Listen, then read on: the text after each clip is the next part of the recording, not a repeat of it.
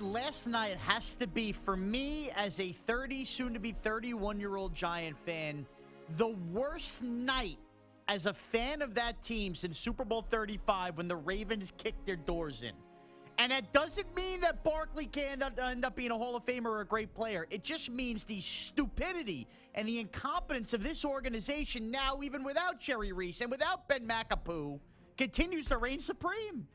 Last night, the Browns take Baker Mayfield first overall. So at number 2, at worst, they were going to get Sam Darnold or Josh Rosen.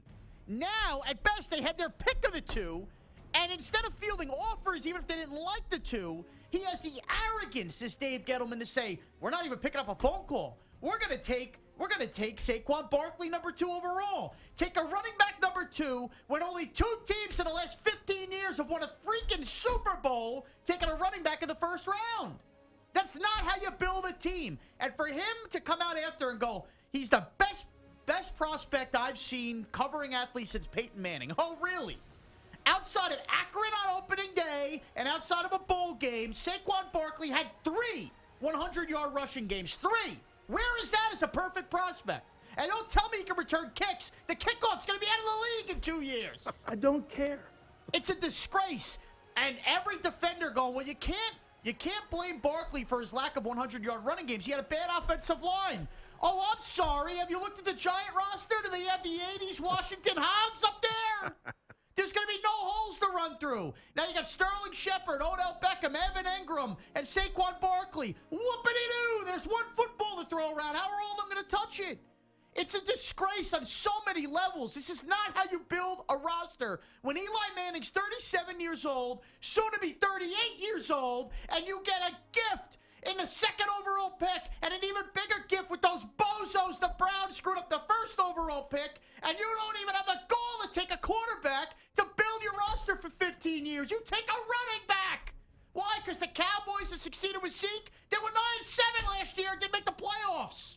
It's never a quarterback this high. Never a running back this high. Never, ever, ever. And now you have a 2-year window with Eli Manning, if that. Because you know what? With all these weapons, he's going to throw 3 yards into the dirt because he's got no protection up front anyway. I mean, how many times? 6-10, 6-10, 3-13. Those are 3 in the last 4 years. And we walked out of there with Eric Flowers, Eli Apple, and a running back who ran for 39 yards versus Rutgers. The New York Giants select Saquon Barkley. It's incompetence, man. As a fan base, I know the Giants have won 2 Super Bowls recently. By the way, not so recent anymore. But this is now insufferable. They hire a fossil as a general manager who may not be alive in 10 years, so he's drafted for the next 3 years. I'm sorry, Dave. I know you're old. But ridiculous. This is ridiculous. We don't deserve this as fans. Saquon Barkley, a star. We ain't running a fantasy football team. I don't care if he wears a gold jacket. I want to win some damn Super Bowls. And that's not how you do it. And now the Jets got Sam Darnold, and the New York landscape has flipped forever. The Jets finally get lucky. The Giants do something so foolish, so stupid. And then this idiot Gettleman and I'll end this on this. Jonathan Stewart, he doesn't care about length of time for running backs who have shorter lifespans because Jonathan Stewart hasn't lost anything in 10 years. Jonathan Stewart hasn't been good since 2012, and he signed Jonathan Stewart, so if he hasn't lost anything, then why are we drafting Barkley at number 2? It's a disgrace. Embarrassment on so many levels. I'm done. So now in 3 years, when they're trading a fortune to take from Georgia, whoever they're going to take to replace Eli, it won't matter because we're going to be 9-7 losing wild card games to Josh Rosen and the Cardinals, who we should have drafted to begin with. Enough's enough with this team. So you've already projected out the Giants will be 9-7 and lose to Josh Rosen in the wild card round. Because Barkley will be just good enough to make sure we're never drafted top 5 again, but never good enough to win a Super Bowl. But hey, we are going to have a Hall of Famer, baby. Are you more angry or more depressed? I think the perfect word for me is disgusted. Disgusted that I sit there in my Zubaz pants every single Sunday and put up with garbage for the last 5 years and get what out of it?